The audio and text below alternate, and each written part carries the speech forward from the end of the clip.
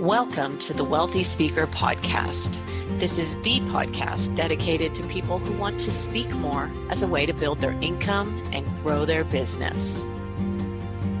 Well, welcome to the Wealthy Speaker Podcast. It's Jane Atkinson here, and today we're going to be talking about reinvention. And I think one of those critical ideas to help you get the job done is daily focus. Really knowing where you are in the business. Are you in the ready stage, which is where you're getting crystal clear on what you're selling and developing some marketing language that supports that? Are you in the aim phase, which means that you're working on your marketing materials, i.e. your website? Or are you in fire where you're just consistently rolling it out to your target markets? And with that clarity, we're able to move through invention or reinvention with much less stress. And one of the tools that you can use to help you on a daily basis to set up that day in a positive manner is the Wealthy Speaker Daily Success Planner and Journal.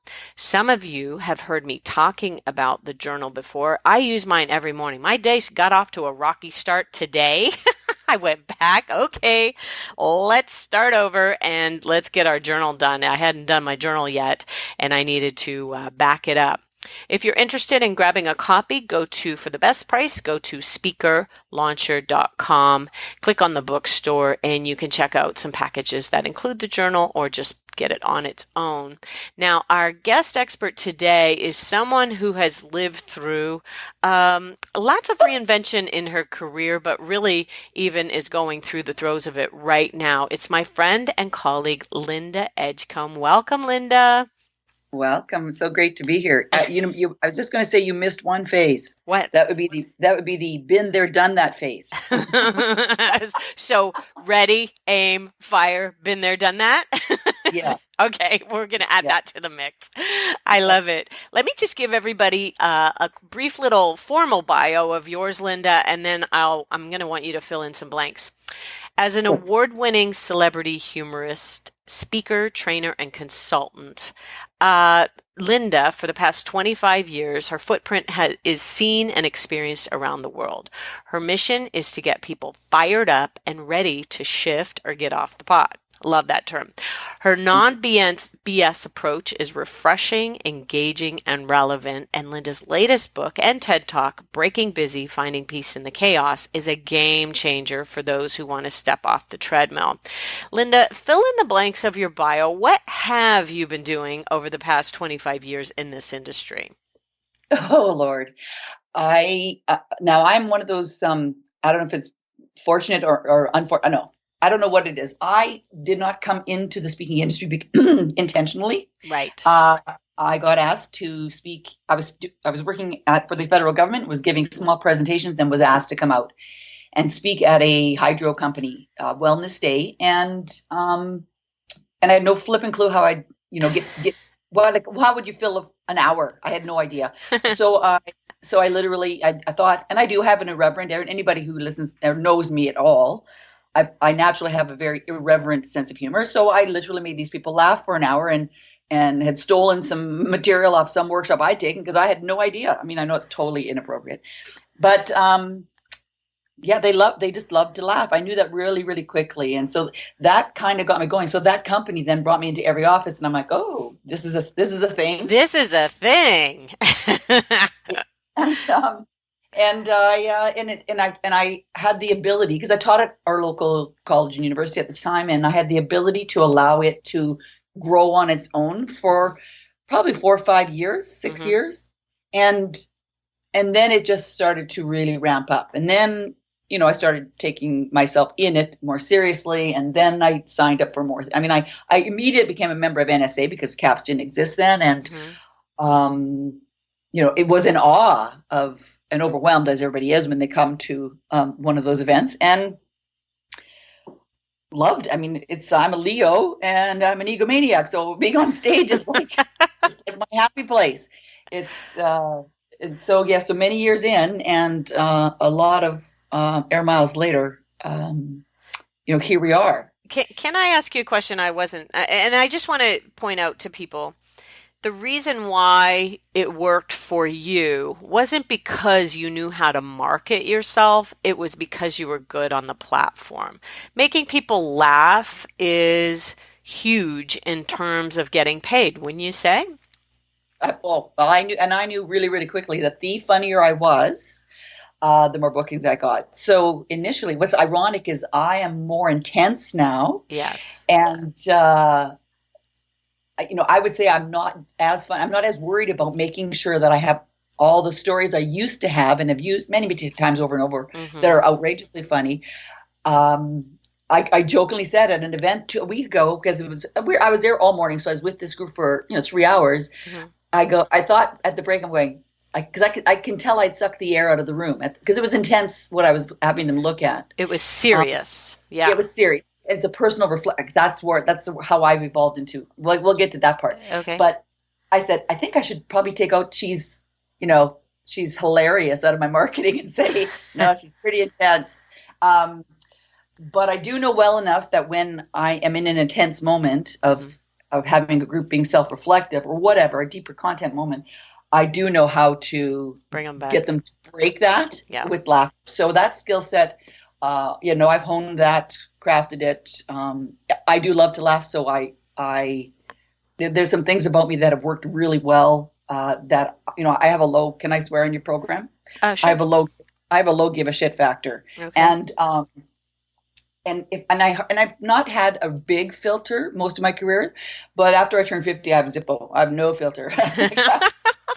Any filter that was there is now gone. It's gone, but it's not. And it's not that I would stand on stage and F-bomb or any of that. I'm not talking about that. I just really am too far into my career. I'm just not going to BS anymore. So, and that is also part of the reinvention part of this.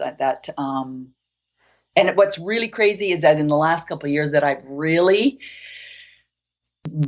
let it just all barrels blazing when I get on stage. The response has been unbelievable. Yeah. That's the craziest part to me. Wouldn't you say you've really just stepped into your most authentic self, Linda? Yes, but I had to actually fix her first. Oh, interesting. Oh, that's okay, we're coming back there too. Your need to people please, which I don't think is necessarily only a female thing. I actually think there's a lot of people who have the people pleasing gene. I don't know what happened to that. I wanted people to like me. Is that people pleasing? Maybe it is. Yeah. Yeah. I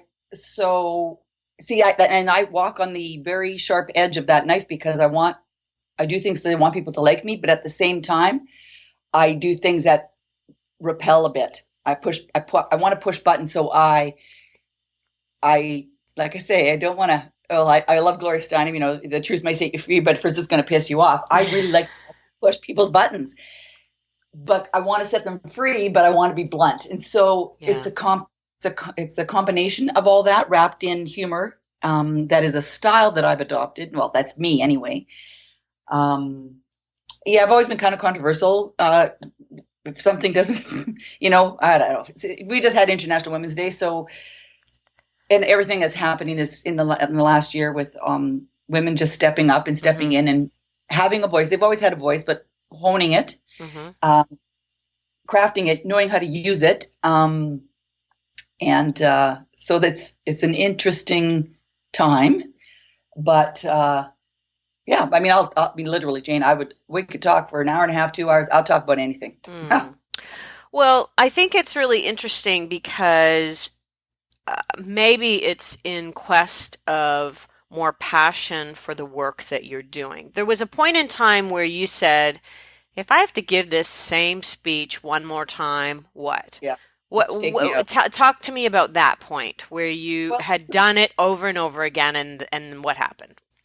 So the first time I realized that, and I was very early in, maybe 6. So I know I'll do a sort of an overall of everybody in our audiences, and me included, because I've been at this. This is not the first career I've had. I've been working for a lot of years, almost 40 years, and everybody in their career. So everybody in our audiences have me for sure as a speaker, 5 full stop, I'm done moments.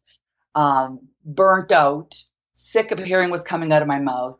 Know that when I'm actually just delivering them, I've done this many times. And this is before, in the last 5 years, I've really tried to shift this, where you're not grounded. I mean, literally, you're not grounded on stage. So because I've said these things so many times, I literally, the robot starts, I float out of my body. I'm literally hanging up over stage left or stage right, watching me deliver this stuff, and knowing I'm full of shit. Knowing that most of the stuff that I was saying is hypocritical, and knowing that if anybody, we have all done it. So when those are not, and they always have been, not my best presentations. They're all right. I still make them people laugh. They still pay me, but there is something quite different when you actually get your feet back on the ground and your head back in, your heart back in, your soul back in your body. And when I decided, okay, I have to actually take a hard, long look in the mirror and work on the parts of me that I'm BSing about.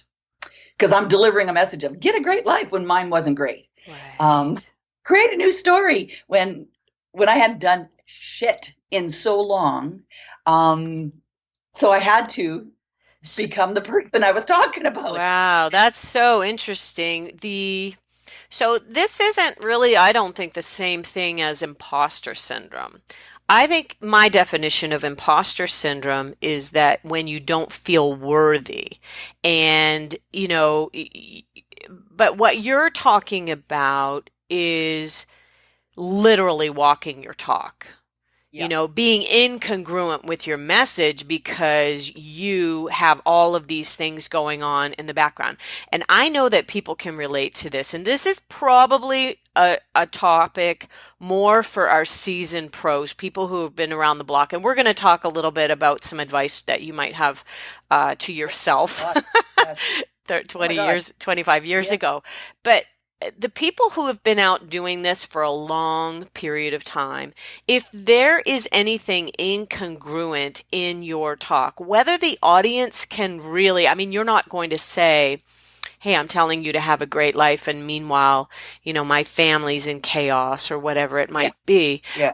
But I don't think you can be your very best self in that scenario. Tell us how you got congruent. What was the breaking point for you? Breaking point was probably what started with, and this is not news to anybody. So I've been in my relationship with my husband. We've been together 32 years, and so like any long-term relationship, there's lots of this work. There's lots of ups. There's lots of downs. There's lots of history. We're both big personalities with big careers, and competitive and all that. And I literally had it happened twice about 4 years ago over a short period of time where I lost it on him. And I'd never done that, lost it. And I couldn't rage angry. Mm-hmm. I couldn't deny it. I couldn't pretend it away. I couldn't it had actually happened. And so, but I knew that's not really who I am, but it still happened. It still came out of my mouth. So I started to, and we have, we've, because he's a developer, we've moved many times. We have lots of things. He had just broke his back because he had a giant accident, and I had walked over to the kitchen counter, and I actually say this when I speak. Mm-hmm. I walked over to the kitchen counter, and I knocked on the counter, and I said, "Okay, family, I want off. I don't want out, but I want off. I got to figure this out." And because I'm telling everybody, my audience is to, work-life balance, and it's all about attitude. Were you losing yourself in that whole scenario? I didn't even know who I was. Okay. So I went on a quest. I was like, I have to figure this out, because I knew I was standing on stage BSing to people. Mm-hmm. And so in the quest to figure me out, and this is not easy. Literally, when I tell my audiences, looking in the mirror is not easy, but it is It's unbelievable experience to do it if you're willing to go there. Because truthfully, for 25 years, as you've been in this business as long, the most successful people across every organization and business and association, you name it, the most successful people I've ever encountered, met, had conversations with, are people who are just very self-aware. So I had to go and search. I had to go on a self-awareness quest, which means you have to look at yourself. What's the good? What's the not so good? And what parts can I actually make some incremental changes around? And so that led me down a path for the next couple of years.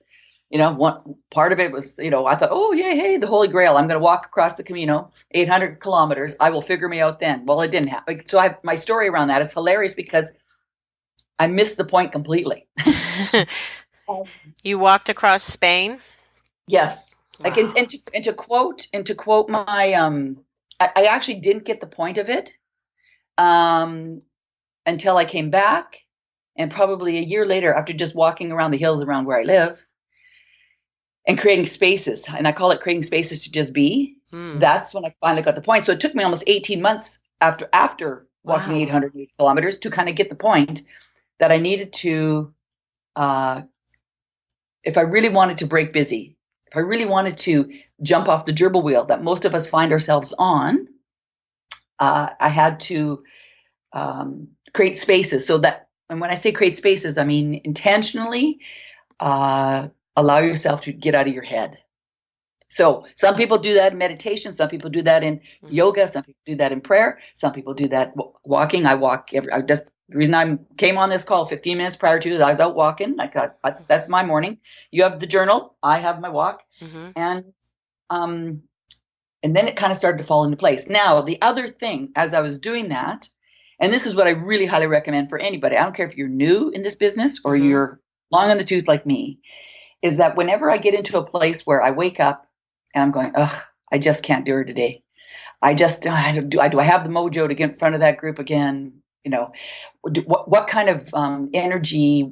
We all have days like that. Right. Well, I had about a century of that. Not a century. I had a decade of that. And so I then started doing things I'd never done before. And I really, really mean that. That's, to me, that's the antidote to when you lose your mojo. What are some of those things? First of all, read things you would never read. Watch things that you normally would never. Don't go to the things you always go to. Take classes in something that you would think there's just no way. So it just completely shifts up your brain.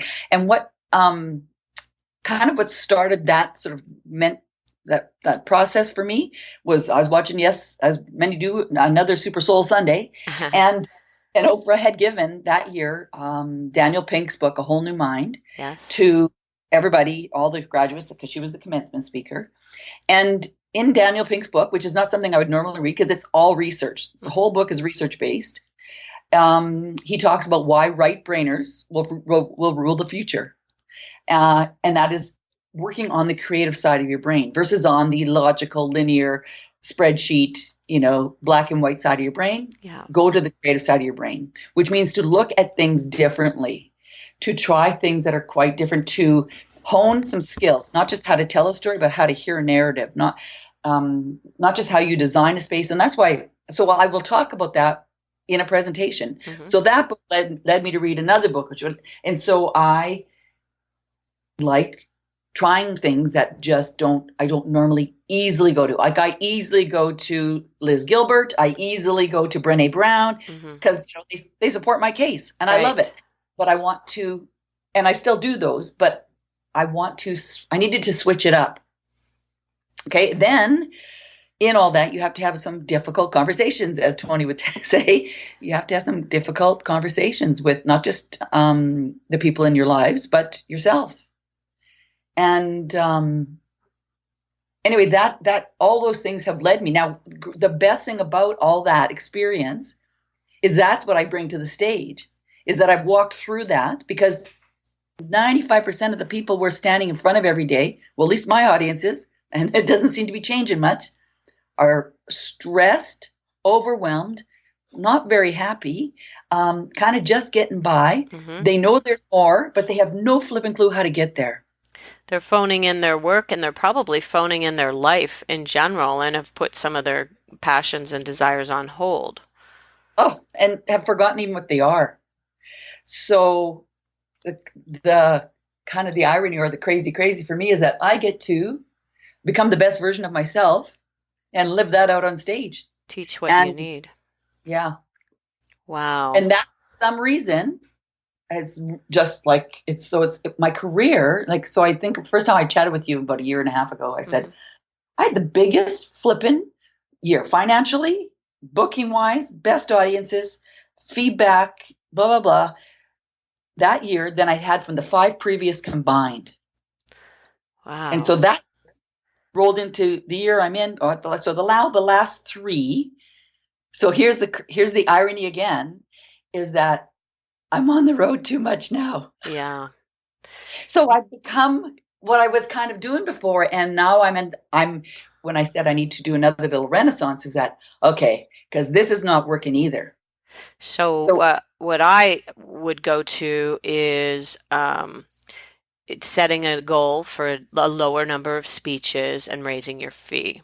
And yeah, really, really sticking diligently to, and because you are this new version of yourself, that comes with new everything. hmm so yeah. So at the time when I started, making the shift, which is I guess it's 2 Januaries ago now, so this would be a third January.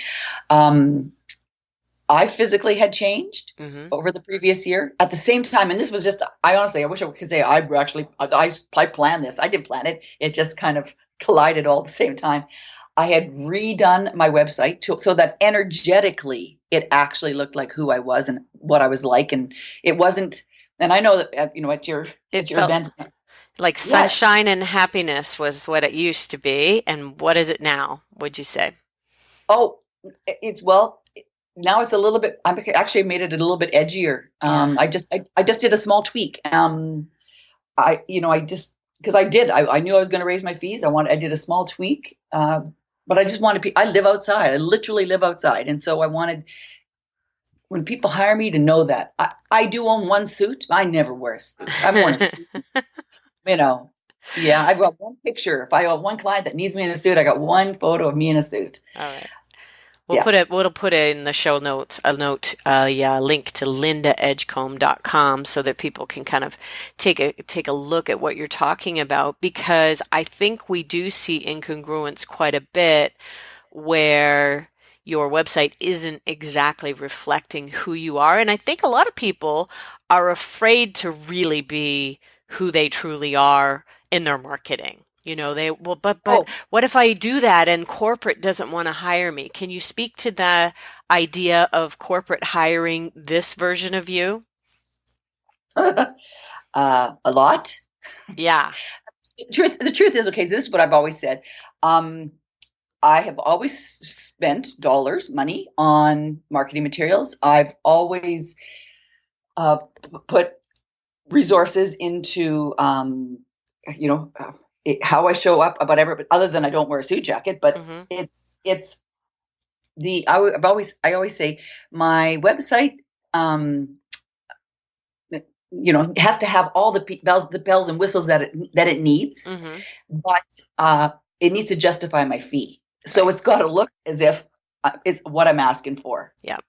And so, 25 years in, there's I don't know, there's very few I've never heard of her, and then I have to actually really pitch myself, kind of negotiations going on. It's a lot of referral. It's mostly referral, Mostly and referral, which yeah. leads back to the be good marketing idea.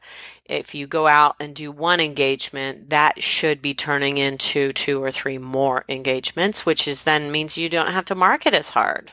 And I didn't even know that's what I was doing when I literally started. You were just good. When BC Hydro hired me, and then they said, "Oh gosh, we got to bring you into every office we have," and that's how I went. Oh wow, okay, wow. I had a fax machine and a typewriter, and literally, that sounds so archaic.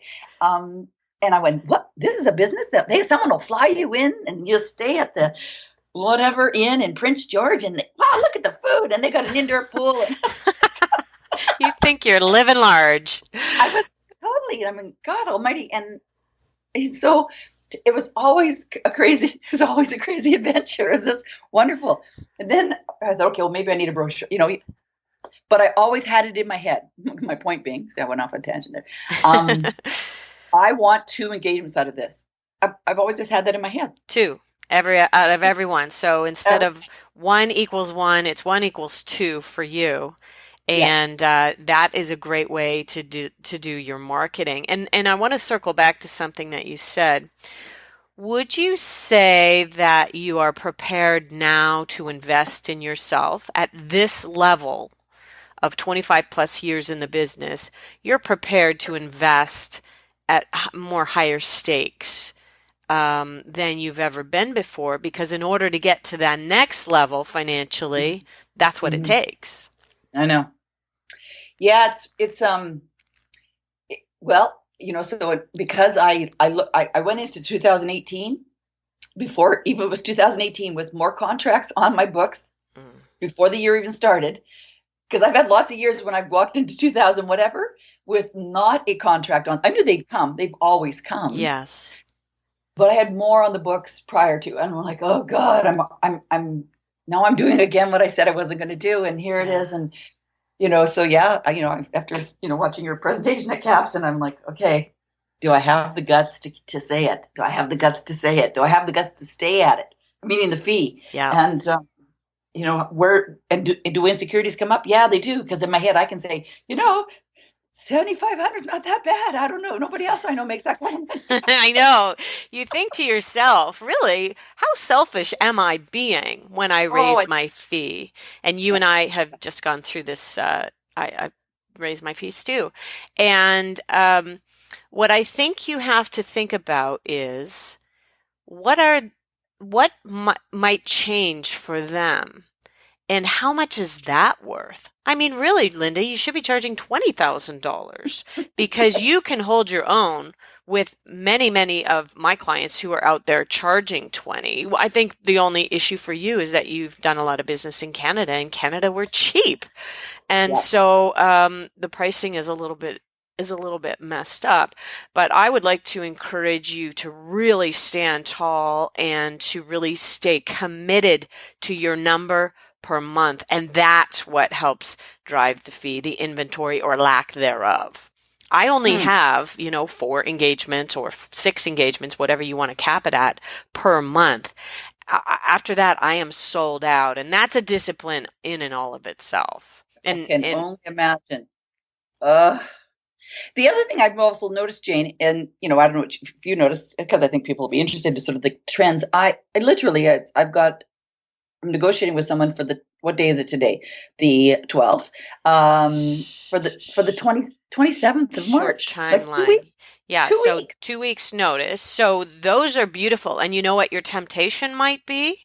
Well, let me reduce the fee because I know I'm not going to sell that. No, we don't do that. The same thing with multiple engagements. The temptation is always give them a break. No, don't do that because you know what? It's more work when you do multiple engagements. You're often having to change each time, and it's not necessarily easier for you. You're still on the road. And so I've really changed my own views in terms of that. And that came straight from Greg Schenkel, who's doing, maybe his 4th or 5th $1 million contract.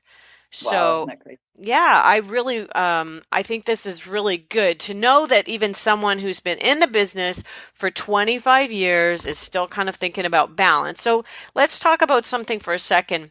You created a course, probably just because you were going through this yourself and wanted to have some community around you.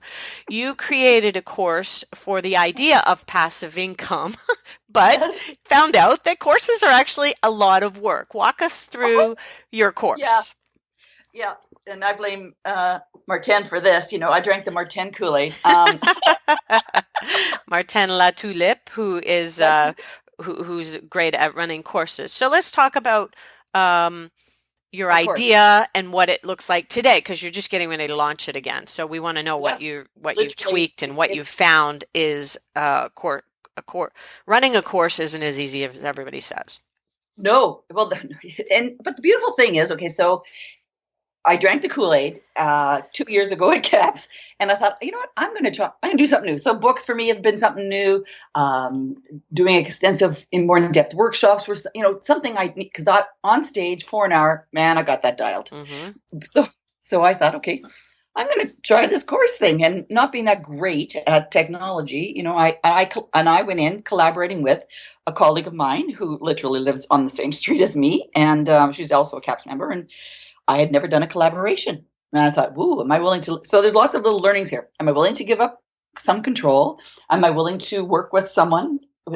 And she's brilliant, by the way, but all those things. And we've laughed through that. So it's been really an amazing experience from both of us. And then learning how to launch it. So last year, I usually do one live event a year.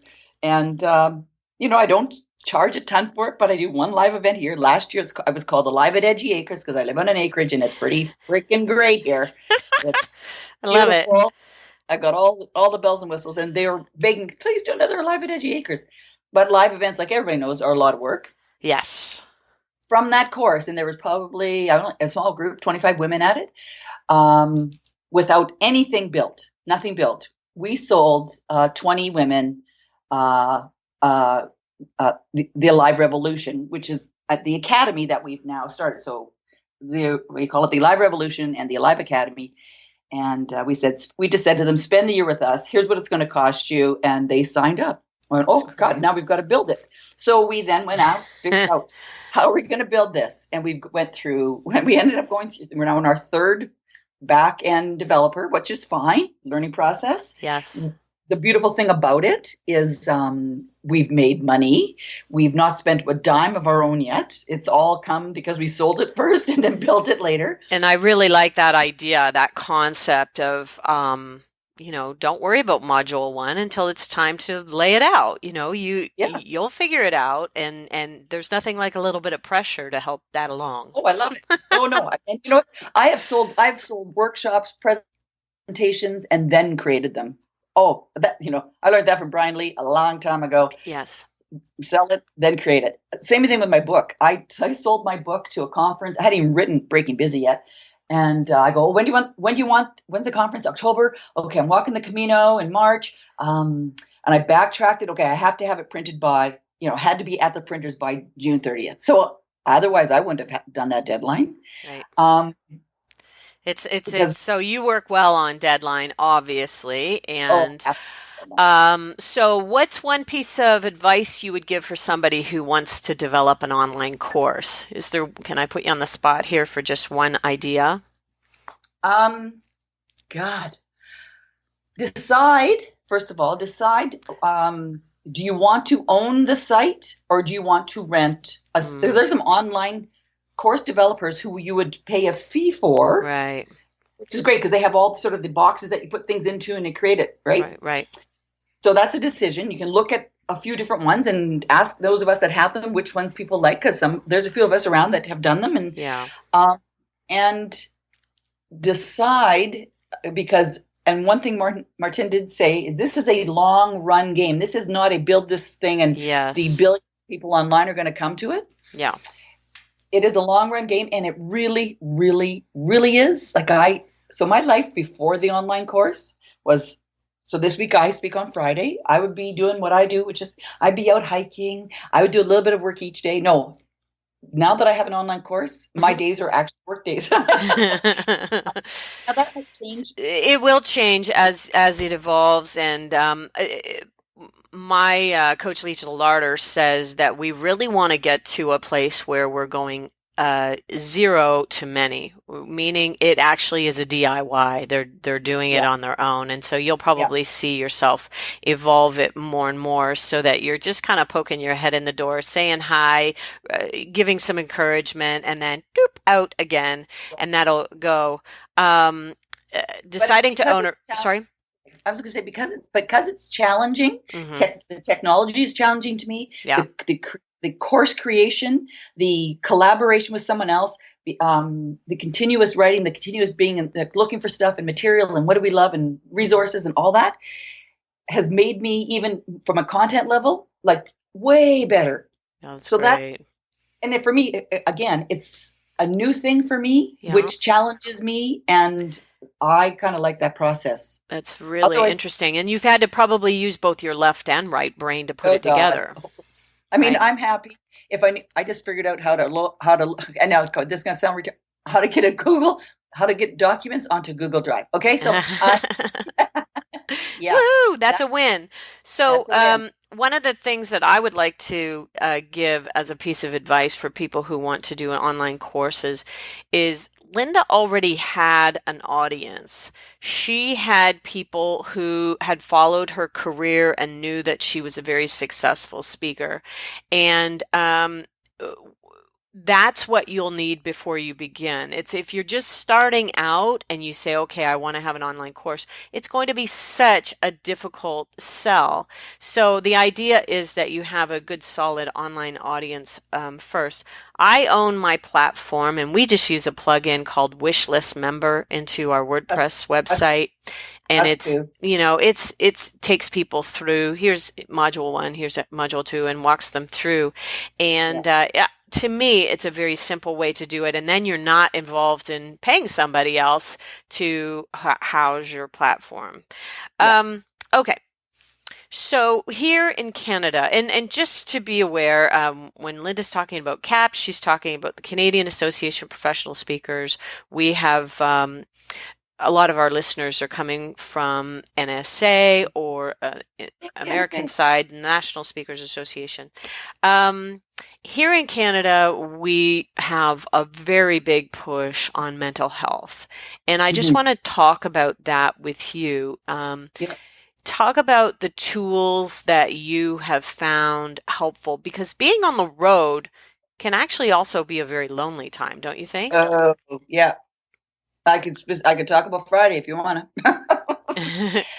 So over my career, and this is not news, I've spoken at many Let's Talk About It days because I could talk about it. I have had 3 solid good bouts of depression. 2 of them were postpartum. One of them was when I had a meltdown after my husband got almost died after an accident. And I talk about that as well because I talk at a lot of safety conferences. So I want to talk about safety, but what the effects of what those things are. Right. And I want to shine a light on it because when we don't talk about stuff and you keep it in the dark, nothing ever changes. So I'm a big believer in shining lots of lights on anything, and I'm willing to go there. I'll put it all out. Yeah. So mental health to me, and Friday, like when I said Friday was a travel day for me, and I was in Columbus, Ohio. It took me frickin' 17 hours because I had 3-4 hour layovers in various airports trying to get home. Right. A lot of time by myself. Yeah. And that was a really melancholy day for me. Was not mentally really good for me. So how I have managed my own, and I did a mental health presentation at one of our national conferences, along with a few of my colleagues, and it kind of like, it was just to talk about #MeToo. It affects, because we're in an industry that you get is massive highs and then crashes. And so it happens physically through adrenaline, and it happens through ego. And we get the, you're amazing, you changed my life.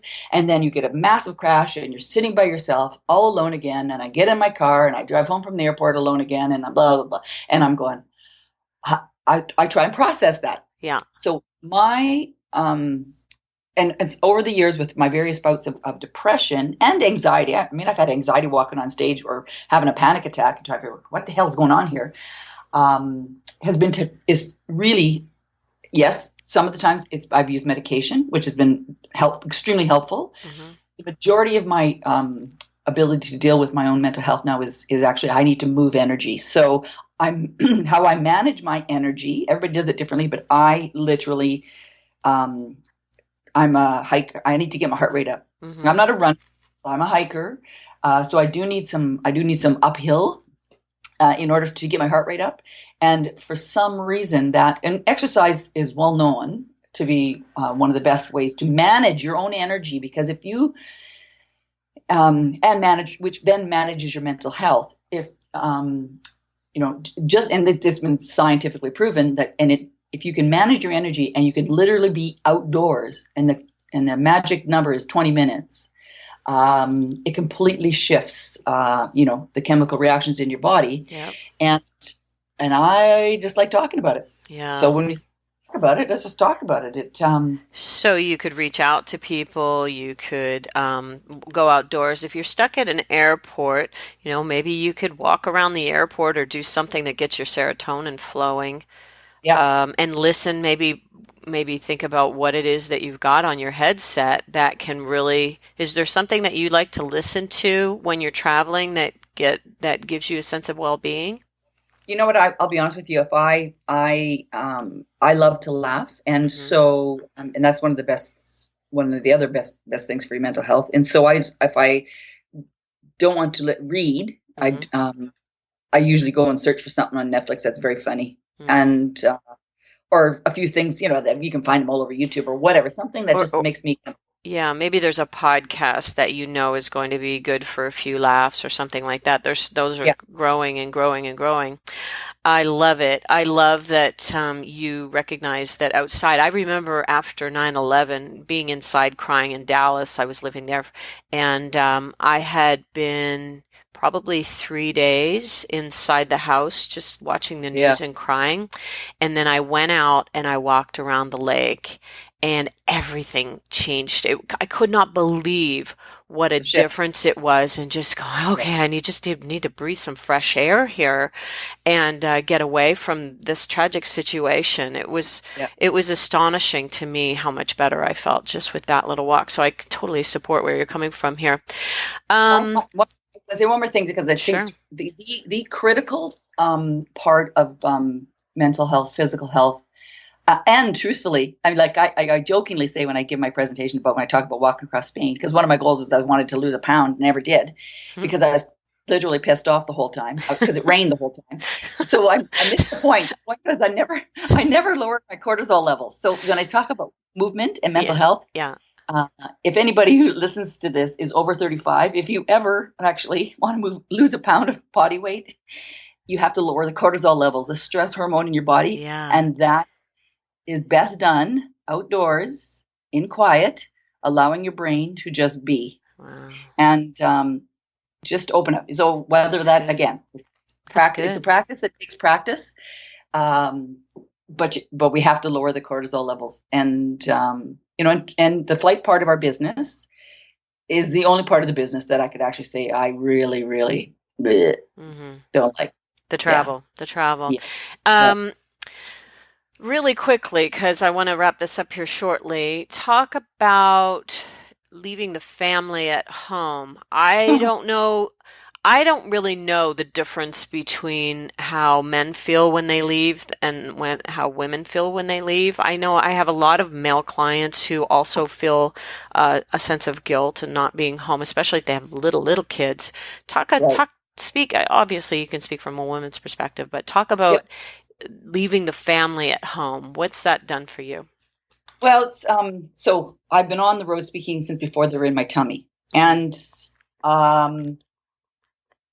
I definitely had a lot of guilt. So I became a beanie baby mom. And when the girls were little, meaning before they were 2, they would come with me. People were astonished. I mean, I literally had to have a baby at an event, if you can imagine that. I can't even believe I actually did it, but it didn't even occur to me not to. Yeah. Somebody would watch them. I'll find someone. So I had a lot of guilt. I didn't have anywhere near when they were really young, anywhere near the amount of engagements I have now. And I had some really great help, but I definitely was a beanie baby mom. I had so many beanie babies for each of these girls, because of course every airport sold them because they know. Oh, okay.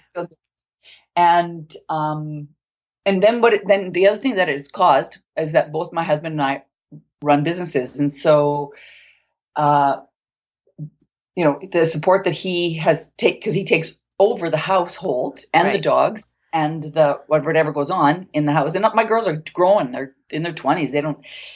And now what we try and do is anything that's kind of a slightly great event, to go. If I'm going, I don't know, Bismarck, North Dakota, maybe not, but if they're going someplace that's cool, and I get the cool ones. I get the on the beach in North Carolina and Atlanta, and I've got some at Mexico, and the ones that are pretty beautiful spots, Monterey. People come with me. Yes. Come with me. Their kids will go, when's the next good one, Mom? Yeah. And That's nice. for my own mental health, like I had an event first week of January. It was at Jasper, so that's a 4-hour drive from Edmonton. I took my sister with me and just made it into a really great event. Fun. Then Fairmont, I did something in Vancouver for them for their sales team, and I brought they spoil you, Yeah. because at their resort, and so it brought Kevin with me to that one. So we had a few days, and we were really spoiled. Beautiful. So those things are, but the guilt, yeah, a part of it, I'll go, because I'm a tough, I hate to say it, I'm a tough lover kind of thing. Mm-hmm. But I just always thought, this is my career, and this is the way I've been for this many years. I travel. We've gotten great support. We get help when we need it. Mm-hmm. I think the support system at home is pretty critical, and I think some mummies and daddies just say, "Mummy's working to pay for the toys." And I really I like the idea that what your children, and I literally watched your children grow up. I mean, that's how long I've known you, and I think that that's really cool that, these little kids that I met years and years ago are now in their 20s. I love our industry and the community that we've built and how we've watched each other's kids. Chloe and I did a session at a national meeting on parents and kids, and Jeff was on the panel. I was on the panel. I can't remember who else, but we talked about paying parents and kids, and she was on the panel with me. And she says to everybody, listen, she's probably only about 16, 17. Listen, everybody, that's all speakers in the room. We're fine. That's good. Settle down. We're fine. Good.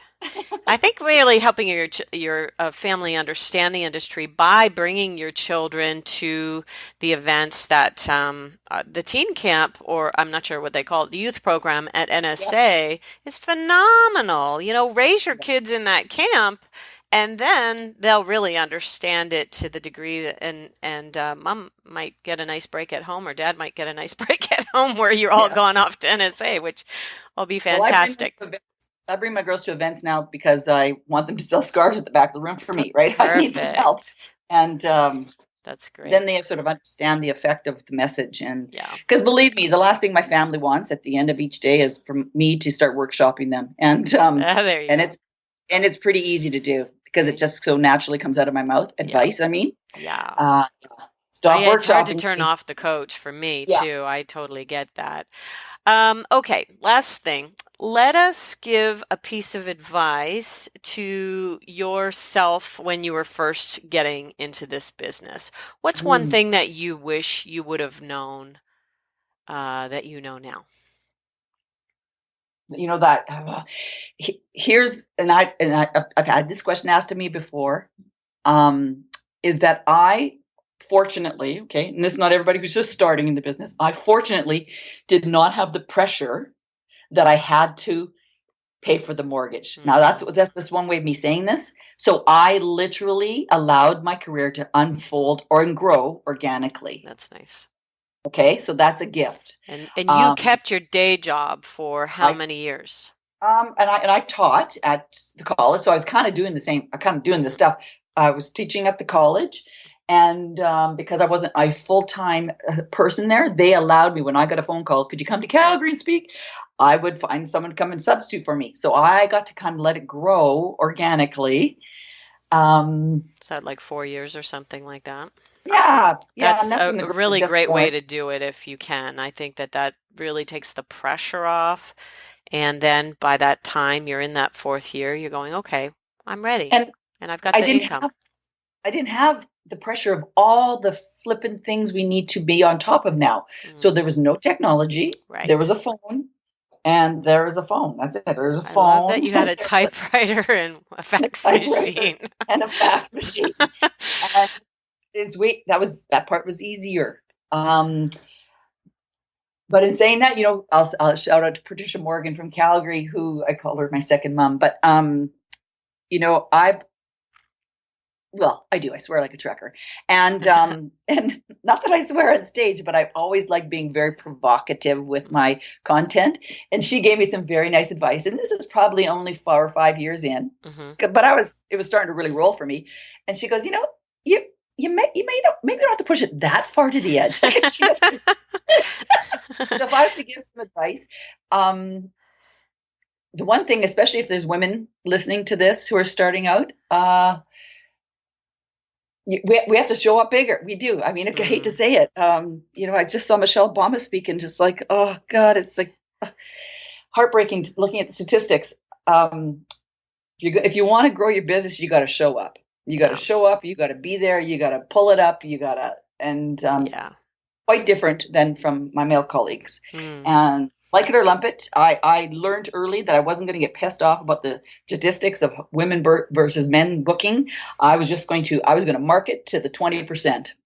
And you know what's interesting? The pie has been a little bit smaller. We're starting to see that now start to right itself. Yep. But I also, and I think maybe you and I share this, I've been gender unaware throughout my whole career.